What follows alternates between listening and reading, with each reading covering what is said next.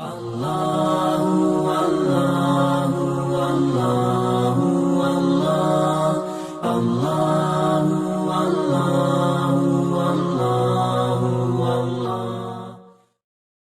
Kata beliau, oleh karena itu ia berkewajiban untuk ridho kepada Allah dan bersyukur kepadanya atas bimbingannya kepada apa yang lebih baik bagi hambanya, meskipun ia tidak mengetahuinya. Di samping kita adalah hamba-hamba miliknya Allah, kita juga akan kembali kepadanya pada hari yang dijanjikan. Lalu setiap orang yang beramal diberi balasan karena amalnya. Jika kita bersabar dan mengharapkan pahala, maka kita mendapatkan pahala kita dengan sempurna di sisinya. Sebaliknya, jika kita berkeluh kesah dan tidak suka, maka kita tidak mendapatkan bagian selain kemurkaan dan luput mendapatkan pahala. Menyadari bahwa hamba adalah milik Allah dan akan kembali kepadanya merupakan faktor kesabaran yang terbesar. Ulaika, tafsirnya, mereka itulah, yakni orang-orang yang disifati dengan kesabaran tersebut. Alaihim salawatu min rabbihim, yakni akan mendapatkan keberkatan dari yang sempurna, atau salawat dari Rabbnya, yaitu ujian dan sanjungan. Warahmah, dan rahmat atau karunia yang besar. Di antara rahmatnya Allah kepada mereka ialah Dia memberi taufik kepada mereka untuk bersabar, yang dengannya mereka akan memperoleh pahala yang sempurna. Wa ulaika humul muhtadun, dan mereka adalah orang-orang yang mendapatkan petunjuk, yakni orang-orang yang mengetahui kebenaran. Dalam hal ini mereka mengetahui bahwa mereka adalah milik Allah dan mereka akan kembali kepadanya, serta mereka mengamalkan tuntunannya. Yang dimaksudkan ialah mereka bersabar karena Allah. Ayat ini menunjukkan bahwa siapa yang tidak sabar, maka ia mendapatkan kebalikan dari apa yang didapatkan dari orang-orang yang bersabar. Akibatnya ia akan mendapatkan celaan dari Allah, hukuman, kesesatan, dan kerugian. Betapa besarnya perbedaan di antara dua golongan itu. Betapa kecilnya kepenatan orang-orang yang bersabar, dan betapa besarnya kepenatan orang-orang yang berkeluh kesah. Artinya orang yang sedang ditimpa musibah, orang yang sabar punya penat, tapi tidak sebesar orang yang kalau berkeluh kesah. Karena dia sudah menghadapi masalah, berkeluh kesah lagi, dia jauh lagi dari rahmatnya Allah, jadi banyak sekali kerugiannya. Kedua ayat ini berisikan pemantapan hati dalam menghadapi musibah sebelum terjadi, agar musibah terasa ringan dan mudah ketika musibah terjadi. Menjelaskan apa yang harus dilakukan ketika musibah terjadi, yaitu sabar. Menjelaskan apa yang dapat membantu untuk bersabar, pahala yang diperoleh orang yang bersabar, dan mengetahui keadaan orang-orang yang tidak bersabar dengan kebalikan dari keadaan orang-orang yang sabar. Bencana dan ujian ini adalah sunnatullah yang telah berlalu kepada orang-orang sebelum kita, maka itu pun akan datang kepada kita. Dan Anda tidak mendapati perubahan pada sunnatullah. Juga menjelaskan macam-macam musibah.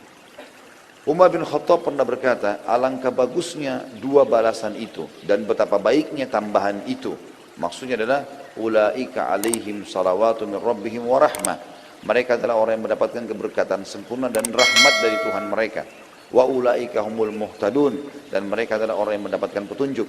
Dan ini adalah tambahan, yaitu sesuatu yang diletakkan di antara dua karung tambahan dalam timbangan. Maksudnya kalaupun ini sudah dapat rahmat, dia sabar, itu sudah solusi terbaik. Tambah lagi dapat salawat dari Allah, Allah akan tambahkan kepada dia pemberian-pemberian dan dikasihkan karunia, dan mereka dijanjikan mendapatkan petunjuk. Beberapa hadis menyebutkan sebagian musibah sebagai rahmat. Contoh misal, kehilangan anak. Banyak orang mengalami ini. Tentu variasi, ada orang melalui, ada musibah yang semua merata kita kena, seperti lapar, haus, dan seterusnya. Ada yang tidak semua orang kena. Ada orang Masya Allah punya anak 10 gak meninggal sama sekali. Tapi ada orang yang musibah kena dan mati anaknya. Ada orang subhanallah 4 kali hamil, 4 kali keguguran. Kuasa Allah. Ada orang buka usaha langsung dapat taufik. Ada orang mungkin buka usaha berapa kali baru dia berhasil. Gagal dulu terus. Contoh musibah atau cobaan yang datang teman-teman sekalian, yang sifatnya mungkin tidak umum tapi banyak orang yang mengalaminya. Seperti kehilangan anak. Imam Bukhari membuat bab judul khusus, bab fadl man mata lahu waladun fahtasaba. Bab keutamaan orang yang mati anaknya lalu ia mengharapkan pahala. Maksudnya dia sabar. Firman Allah, wa basyiril sabirin, dan beritakanlah berita gembira kepada orang-orang yang sabar. Kemudian beliau menyebutkan beberapa hadis, maksud Imam Bukhari. Yang pertama adalah Abu Hurairah radhiyallahu anhu meriwayatkan dari Nabi SAW, beliau bersabda, "La yamutu li muslimin thalathatun minal walad, fayalijan nar illa tahillatal qasam." Tidaklah seorang muslim mengalami kematian 3 anak, lalu ia masuk neraka, kecuali hanya sekedar berlalu saja. Ya, maksudnya ini musibah, lahir anak 3 sampai mati sebelum balik. Jadi dalam hadis dipastikan, kalaupun dia punya dosa-dosa, tentu di sini selain dosa syirik dan kufur ya, maka Allah dengan kemahamurahannya hanya membuat dia lewat saja di neraka, kemudian dia akan masuk dalam surga. Ini kan. Muhammad bin Ismail Bukhari juga mencantumkan hadis-hadis menjelaskan firman Allah dalam surah Maryam ayat 71, "Wa in minkum illa wariduha," dan tidak ada seorang pun dari kalian melainkan akan mendatangi neraka itu. Maryam 71. Hadisnya beliau angkat, Abu Hurairah radhiyallahu anhu meriwayatkan Rasulullah SAW bersabda kepada kaum wanita Ansar pada saat menafsirkan ayat ini juga, "La yamutu li ihdakunna thalathatun minal waladi fatahtasibah illa dakhalatil jannah." Faqalat imra'atun minhunna aw ithnaini ya Rasulullah, qala aw ithnain. Tidaklah, kata Nabi SAW ceramah di depan para wanita-wanita muslimah pada saat itu di Madinah dari kaum Ansar, tidaklah salah seorang dari kalian mengalami kematian 3 anak lalu mengharapkan pahala sabar, melainkan pasti masuk surga.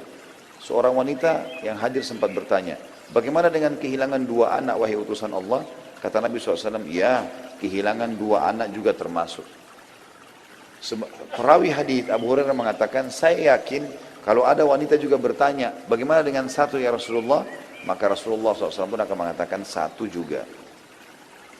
Hadis selanjutnya diangkat oleh beliau adalah dari Anas radhiyallahu anhu, ia mengatakan Nabi SAW bersabda, "Ma minan nasi min muslimin yutawaffa lahu thalathatun lam yablughul hinth illa adkhalahu Allahul jannah bifadli rahmatihi iyahum." Tidaklah seorang muslim mengalami kematian 3 anak yang belum mencapai balik, melainkan Allah memasukkannya ke dalam surga dengan karunia atau rahmat kepada mereka. Imam Bukhari pada saat menamakan babnya, bab fadl man mata lahu waladun fahtasaba, bab keutamaan orang yang mengalami kematian anak lalu ia mengharapkan pahala, Az-Zain bin Al-Munir mengatakan, musannif atau pengarang atau Imam Bukhari maksudnya, mengungkapkan dengan kata fadl, keutamaan, untuk menghimpun di antara 3 hadis yang berselisih yang telah dikemukakannya. Karena pada hadis yang pertama disebutkan masuk surga, pada hadis yang kedua disebutkan dihalangi dari neraka, dan pada hadis yang ketiga disebutkan pembatasan masuk dengan sekedar berlalu saja di neraka. Maka masing-masing darinya terdapat ketetapan keutamaan bagi siapa saja mengalami hal itu, dan segi komprominya bisa dikatakan masuk surga itu tidak mengharuskan terhalang dari api neraka, disebabkan hajib atau terhalang dari neraka itu sendiri. Terdapat faedah lain, yaitu hal ini mengharuskan juga masuk surga sedari awal.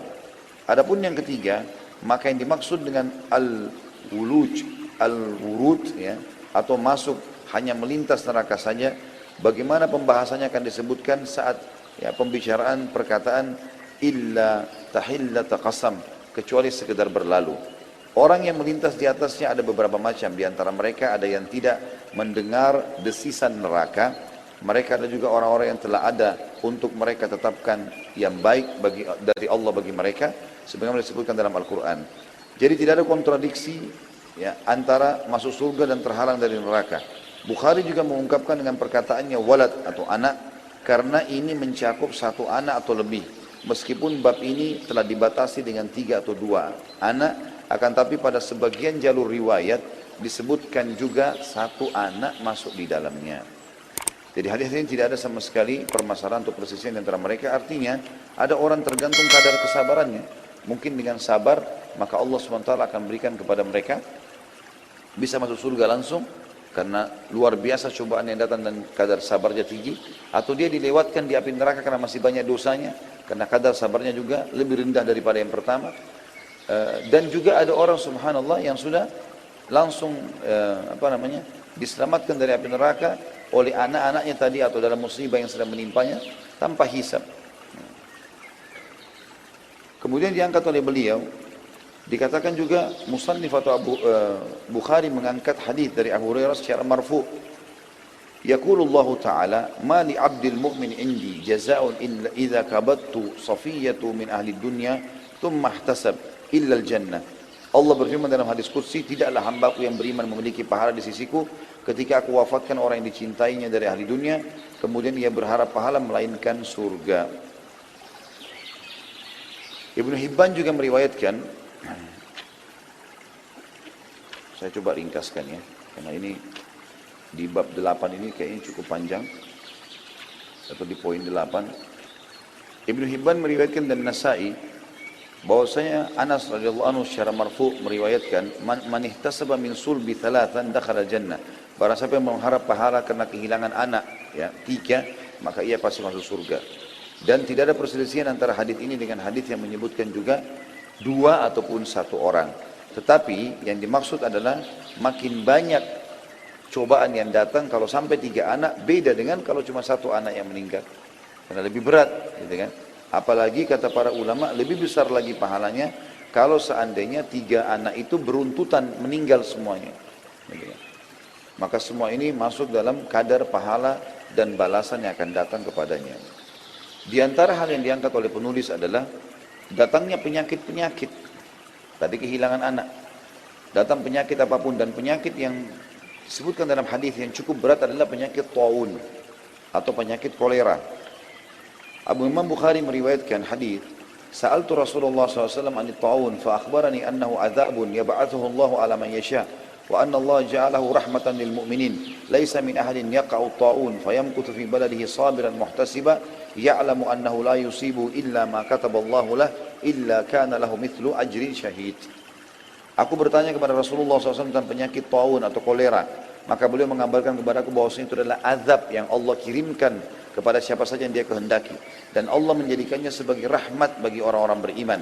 Tidak seorang pun yang terjangkit penyakit taun dari orang beriman. Lalu ia tetap di negerinya dan bersabar. Ya, dan dia berharap pahala karena ia tahu bahwa ia tidak ditimpa kolera tersebut kecuali karena Allah telah menetapkannya untuknya, melainkan pada saat dia meninggal dia akan mendapatkan pahala syahid. Juga dalam hadis yang lain dikatakan fattaun dari Imam Ahmad, fattaunu syahadatun lil mu'minin wa rahmatun lahum wa rizqun 'alal kafir. Kematian penyakit taun adalah syahadah, mati syahid bagi orang beriman dan rahmat bagi mereka, tapi bagi orang kafir adalah siksaan. Baik. Kita tutup teman-teman sekalian dengan beberapa riwayat yang diangkat oleh beliau berhubungan dengan masalah taun ini. Ada juga banyak orang yang meninggal dengan syahid dan dia sabar. Seperti misalnya hadis yang menjelaskan siapapun yang mati terjungkal dari tunggangannya, tenggelam, kebakaran, bahkan wanita yang melahirkan, kecuali mereka akan mendapatkan mati syahid. Dan ini semua adalah pahala syahadah. Dan ini semua menandakan mereka akan masuk ke dalam tingkat tertinggi surga dengan hanya bersabar dalam menghadapi semua itu. Dan juga disebutkan di dalam hadis bahwasanya orang mati syahid itu tidak selamanya harus di medan perang. Sebagaimana riwayat disebutkan Ibnu Mas'ud radhiyallahu anhu bahwasanya Rasulullah SAW bersabda, "Inna aktsara syuhada'i ummati ashabul furush wa rubba qatilin baina as-saffaini lahi a'lamu bi niyyati." Mayoritas syuhada umatku adalah orang-orang yang mati di atas ranjangnya. Mayoritas umatku, syuhada umatku adalah orang-orang yang mati di atas ranjangnya. Betapa banyak orang yang terbunuh di antara 2 barisan, tapi hanya Allah saja mengetahui niat yang sebenarnya. Jadi banyak orang yang masuk medan perang, kelihatannya perkasa tapi sebenarnya bukan syahid. Tapi banyak orang yang mati di atas ranjang, justru Allah Subhanahu wa taala berikan dia pahala syahadah. Kemudian yang terakhir teman-teman sekalian, dalil yang diangkat dalam poin 8 ini adalah hadis juga sahih secara marfu'. Utbah bin Abdi As-Sulami radhiyallahu anhu meriwayatkan, ya'ti syuhada'u wal mutawaffawna bit ta'uni fayaqulu ashabut ta'un nahnu syuhada fayuqal unzuru fa in kana jirahuhum ka jirahi syuhada tasilu daman wa rihuha karihil misk wa hum syuhada fayajidunahum kadzalik. Nanti syuhada dan orang-orang yang mati karena taun akan datang ya. Dan orang-orang yang penyakit taun berkumpul dengan para syuhada, lalu mereka mengatakan kami juga mati syahid di hari kiamat. Maka dikatakan kepada para malaikat oleh Allah, lihatlah jika luka mereka seperti luka para syuhada yang mengalirkan darah, dan aroma mereka seperti aroma kasturi, maka mereka syuhada. Dan ternyata pada saat dilihat Allah pun membuat dari tubuh mereka keluar darah dan juga mengeluarkan bau kasturi yang menandakan memang mereka akan mendapatkan mati syahid atau pahala syahada itu. Dan tentu kalau bicara masalah cobaan banyak sekali, tapi penulis coba mengangkat sesuatu yang paling berat, kehilangan anak tadi dengan penyakit yang kolera. Kita tahu penyakit ini berat sekali ya, karena sebagian tubuh akan bisa tercabut, kulitnya rusak, menular, orang akan merasa itu busuk dan seterusnya. Tapi ini kalaupun datang kepada seseorang adalah sebuah rahmat bagi orang beriman. Allahu a'lam. Mungkin begitu saja. Baik, kita berdoa kepada Allah sementara semoga majelis kita diberkahi olehnya dan dijadikan sebagai tambahan amal kita pada hari kiamat. Dan semoga seluruh amal yang pernah kita kerjakan sekecil sampai sebesar apapun sampai menjelang ajal datang itu diterima dengan kemahamurahan Sang Pencipta. Dan semoga semua dosa yang pernah kita kerjakan tidak terkecuali dari yang kecil sampai yang besar semuanya diganti dengan kemahamurahan Allah menjadi pahala. Kita selalu mendoakan agar semua yang sakit disembuhkan penyakitnya, semua yang tidak utang dilunasi utangnya, yang belum dapat pekerjaan dimudahkan pekerjaannya, yang belum menikah dimudahkan mendapatkan pasangan yang baik, yang belum memiliki keturunan diberikan keturunan yang baik, yang saleh dan salihah. Dan juga tentunya kita berharap semua yang masih hidup diberikan atau dimudahkan untuk diampuni segala dosanya. Dan juga yang sudah meninggal juga sama, dimaafkan dan diampuni semua dosa-dosa. Kedua orang tua kita, seluruh muslimin dan muslimat yang hidup dan juga yang sudah meninggal. Dan kita selalu mendoakan negeri kita agar selalu aman, tentram, damai. Seluruh muslimin berdaun di bawah ukhuwah Islamiyah dan diangkat perselisihan di antara mereka. Dan semoga seluruh ibadah kaum muslimin di Indonesia secara khusus dan umumnya wilayah-wilayah muslimin kembali kepada wahyu Al-Quran dan Sunnah. Dan semoga seluruh wilayah Indonesia juga dikaruniai pemimpin-pemimpin muslim yang adil, yang baik, yang kembali kepada Al-Quran dan Sunnah dalam berhukum dan juga dalam ibadah mereka. Dan semoga Indonesia menjadi contoh bagi negara-negara lain. Sebagai penutup, tidak pernah kita lupa saudara kita di Palestina, di Syria, di Yaman, di Irak, di Myanmar, di Ahsa, dimanapun bagaimana sedang tertindas. Semoga Allah ikhlaskan niat mereka, terima para syuhada mereka, mulakan Islam di tangan mereka dan tangan kita semua. Dan semoga Allah partisipasikan kita bersama mereka di pahala baik dengan doa, dengan harta juga dengan jiwa kita. Dan semoga Allah dengan kemahamurahnya menyatukan kita semua di surga firdausnya tanpa hisab. Sebagaimana satu kita di majlis ilmu yang mulia ini. Kalau ada benar dari Allah, kalau ada salah dari saya mohon dimaafkan. Subhanakallahumma bihamdika, asyhadu an la ilaha illa anta astaghfiruka wa atubu ilaik. Wassalamualaikum warahmatullahi wabarakatuh.